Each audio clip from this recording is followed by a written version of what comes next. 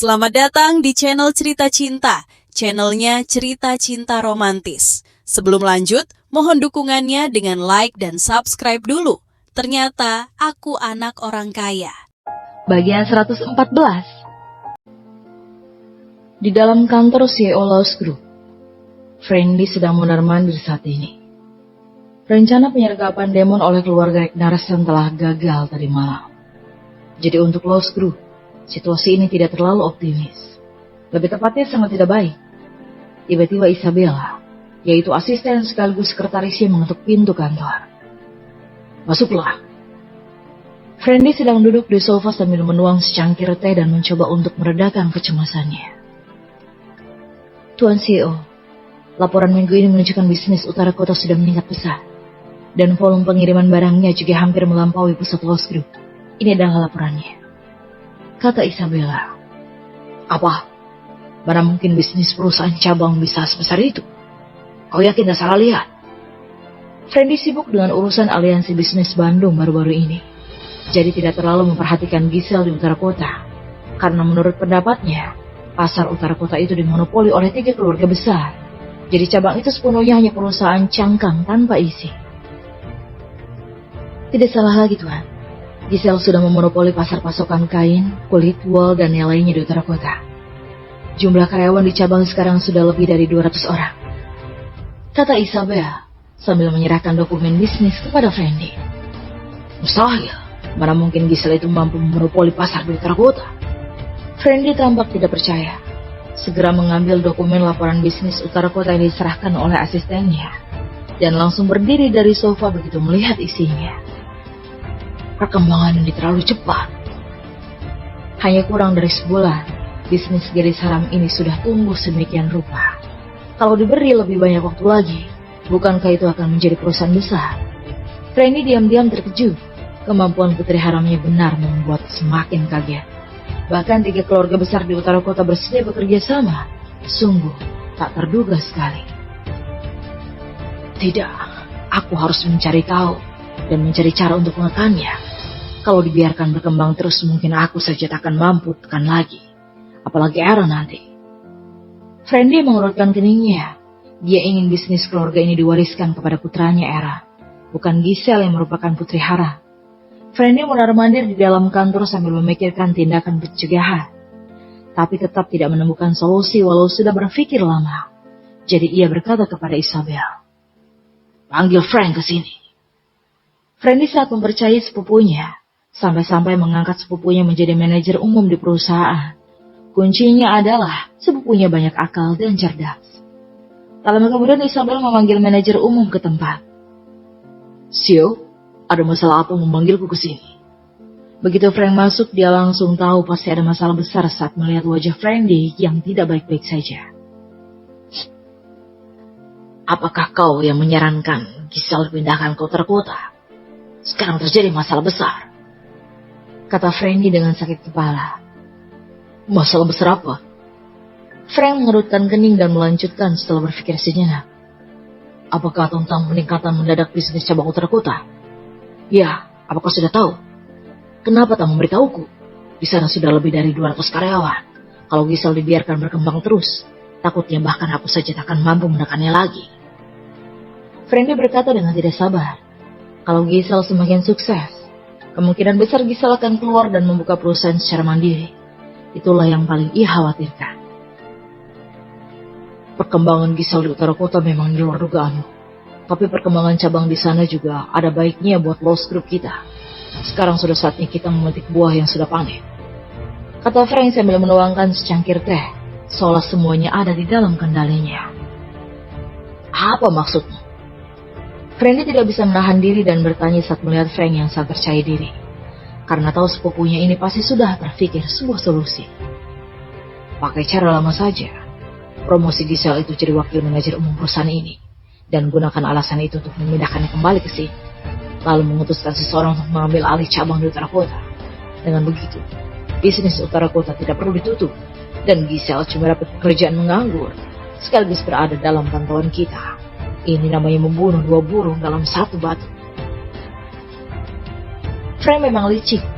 Trik ini penuh keuntungan. Tanpa adanya bantuan Erwin, Giselle tidak mungkin bisa merubah hidupnya. Ya, bagus. Seperti yang diharapkan dari penasihatnya Batu, merupakan sebuah kemalangan bagi putri haram itu untuk berurusan dengan. Friendly sangat gembira. Solusi ini luar biasa, karena tidak perlu khawatir Giselle akan memisahkan cabang dari pusat perusahaan. Cukup memberi sedikit bonus kenaikan gaji pada Giselle, yang jika dibandingkan dengan keuntungan besar yang didapatkan dari cabang utara kota, ini adalah keuntungan berkali-kali lipat. Akan kuutus seseorang untuk menjemputnya ke sini. Friendly dengan cepat menangani masalah ini. Pada saat yang sama, di Villa Vinci Garden barat kota, Giselle sedang berdoa pada sebuah foto di dalam kamarnya.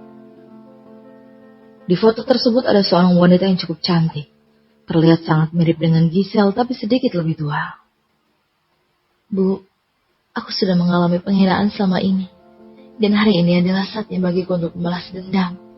Aku akan membuat bajingan membunuhmu kehilangan segalanya hari ini. Dan menggunakan seluruh love script sebagai kompensasi untukmu.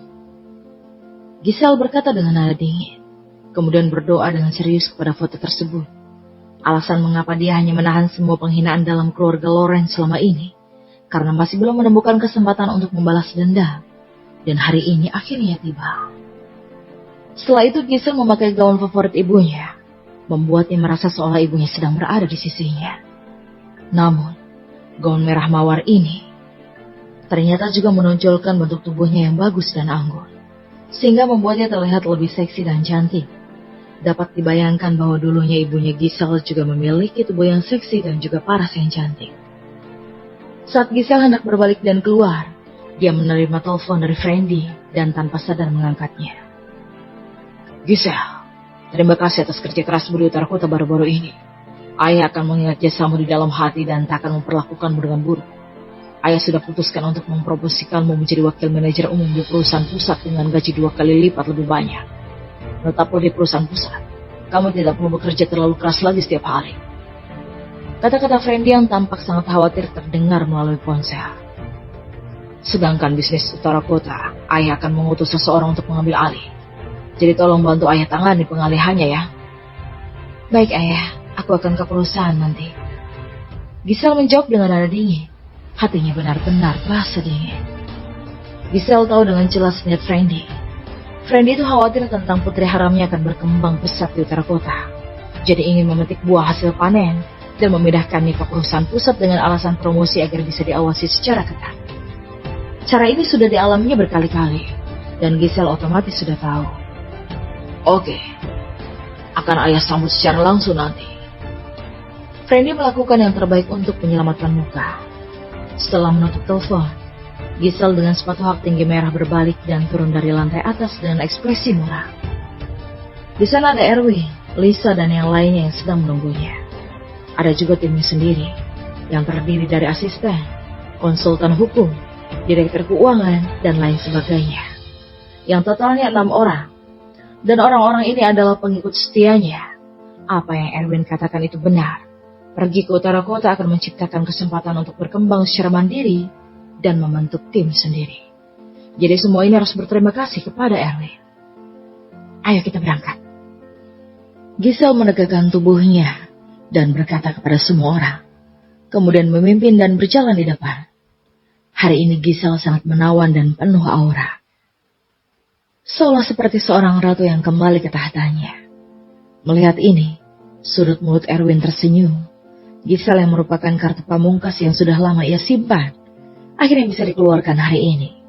Hal ini pasti akan menjadi gambaran besar untuk Lowe's Group. Di depan pintu Lowe's Group, sebuah kendaraan bisnis dan sebuah Ferrari berhenti dengan kokoh. Seorang gadis mungil tapi penuh energik turun dari mobil. Dia adalah Mona, asisten Giselle. Gadis cilik ini dulu tinggal sendirian di perusahaan cabang yang bobrok karena terlilit hutang. Namun kini wajahnya penuh percaya diri dan bangga. Semenjak mengikuti Giselle, hutang ayahnya bukan hanya dihapus, tapi juga dapat gaji yang berlipat ganda, sehingga membuatnya sangat setia dan berterima kasih pada Giselle. Setelah turun, dia membuka pintu mobil untuk Giselle. Giselle turun dari mobil bisnis dengan sepatu hak tinggi di kaki dan ekspresi tenang di wajah yang belum pernah ada sebelumnya.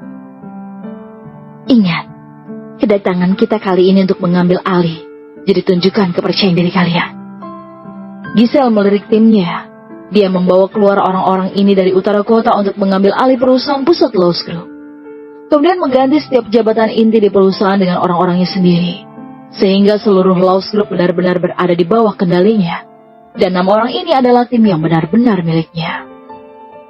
Giselle, ini adalah harimu, kata Erwin sambil berjalan mendekat. Erwin, terima kasih. Aku pasti akan membalas budimu setelah semua ini selesai. Aku tak mungkin bisa sampai sejauh ini tanpamu. Giselle berterima kasih dari lubuk hatinya terdalam. Tanpa bantuan Erwin, dia hanya bisa menjadi seorang putri haram yang dipandang rendah oleh keluarga sendiri dan dipermainkan habis-habisan. Erwin mengangkat sudut mulutnya dan menjawab, kau adalah tokoh utamanya hari ini. Perlihatkan pada mereka yang dulunya memandang rendah dirimu. Tunjukkan kalau kau itu bukan orang yang boleh disinggung sesuka hati mereka. Giselle mengangguk, menegakkan tubuhnya, dan berjalan ke pintu masuk dengan sepatu hak tinggi, di mana Frandy dan Aaron sudah menyambut di sana secara langsung, dan pura-pura memberi muka pada Giselle. Ayah, putri haram itu sudah datang. Kenapa kita harus menyambut secara langsung? Memangnya dia layak? Aaron masih sangat enggan dan tidak senang saat menyaksikan Giselle memimpin orang-orangnya ke sini. Tutup mulutmu dan sopan sedikit saat bertemu Giselle nanti. Dengan begitu kau bisa mengambil alih cabang di kota utara. Frandy ingin menyerahkan cabang yang berkembang pesat di utara kota untuk diurus putranya Aaron. Aaron cemberut dan memasang ekspresi tidak setuju. Karena lagi pula cabang utara kota itu juga milik Lowe's Group, yang berarti semuanya berada di bawah kendali ayahnya. Jadi untuk apa harus bersikap sopan kepada Giselle? Giselle dengan cepat tiba di depan pintu, bersama orang-orang dengan ekspresi tenang, sama sekali tidak menunjukkan kelemahan atau ketakutan. Giselle, terima kasih atas kerja kerasmu di utara kota. Aku sudah siapkan promosimu menjadi wakil manajer umum. Sedangkan untuk cabang utara kota cukup serahkan saja pada Aaron. Frandy berkata sambil tersenyum, dan pada saat yang sama menoleh untuk melirik sekelompok orang di belakang Giselle. Tapi dia langsung mengerutkan kening begitu melihat adanya Erwin.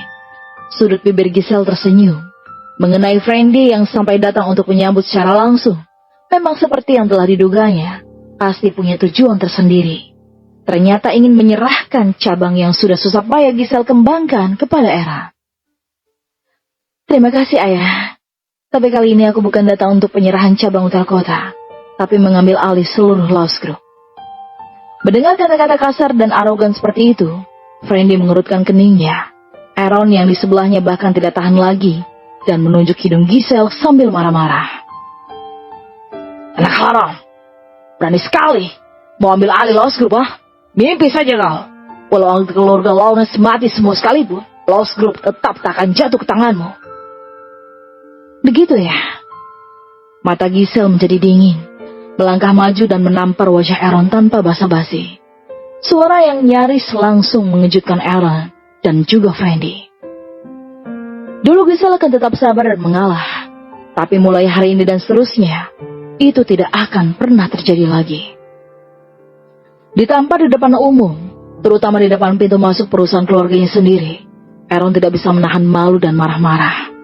Dasar jalang sialan kau, berani-beraninya kau memukulku, ku ajar kau. Sambil berteriak, Aaron mengangkat tinju dan mengayunkannya pada Giselle. Tapi sebuah tendangan kaki lebih cepat dari tinju itu dan mengenai perut Aaron. Ada aku di sini. Siapa yang berani pukul Giselle? Erwin berkata dengan dingin.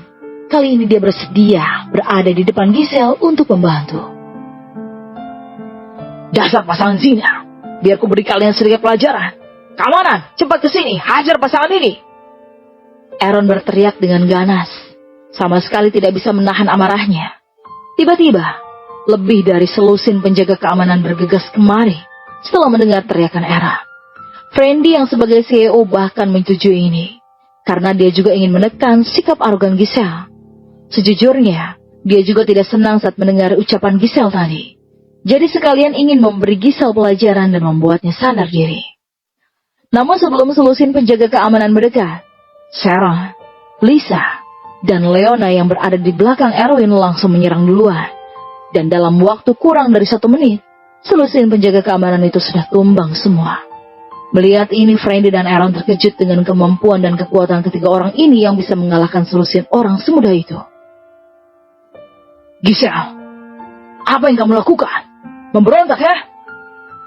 Karena tidak bisa menahan orang-orang ini, Frandy ingin menggunakan status untuk menekan Giselle. Ayah, sudah kubilang aku datang untuk mengambil alih Lost Group. Suka atau tidak suka, kamu tetap tidak bisa menghentikanku. Kau bahkan sampai mau merebut posisi ayahmu. Dasar putri durhaka. Wajah Frandy memucat, karena tidak menyangka putri haram ini akan secara belak-belakan mencoba merebut posisinya. Kamu tidak layak menjadi ayahku. Kau seharusnya tahu bagaimana ibuku meninggal. Hari ini aku hanya akan datang membalas dendam. Giselle merasa tidak perlu takut lagi. Dia punya kepercayaan diri penuh dan tidak perlu sabar terhadap penghinaan lagi. Jangan harap bisa menjadi CEO. Kau bahkan tak memegang saham sama sekali. Frandy diam-diam bersyukur karena tidak memberi Giselle saham apapun sama sekali.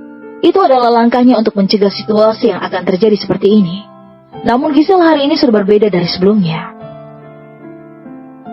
Maaf, tapi aku punya 5% dan Habit Group juga memegang 40%. Sebelum datang, Erwin sudah mentransfer 5% saham Lost Group kepada Giselle agar Giselle bisa mencalonkan diri sebagai CEO. Kalian berdua cuma punya 45% saham, tapi mau buka rapat dewan direksi, walau tidak punya lebih dari 50%. Sungguh lucu. Untuk mengendalikan Lost Group dengan kokoh di tangan keluarga Lawrence, Frandy punya 35% saham, Frank 10%, Bruce 10%, dan Aaron juga 10%. Hanya saja punya Aaron ditipu oleh Erwin, sehingga keluarga Lawrence yang sebelumnya memegang 65% saham, membuat Lost Group mustahil jatuh ke tangan orang luar. Walaupun 10% saham Aaron telah ditipu oleh Erwin, keluarga Lawrence masih punya 55% dengan adanya lebih dari setengah total saham. Maka tidak mungkin bagi Giselle untuk mengambil alih sama sekali. Ayah kepedean sekali. Bibir Giselle melengkung. Giselle, mulai hari ini kau dikeluarkan dari keluarga Lawrence dan bukan lagi anggota keluarga. Frandy membalas dengan keras. Karena Giselle mau mengambil posisinya, maka dia juga tidak akan berbelas kasih.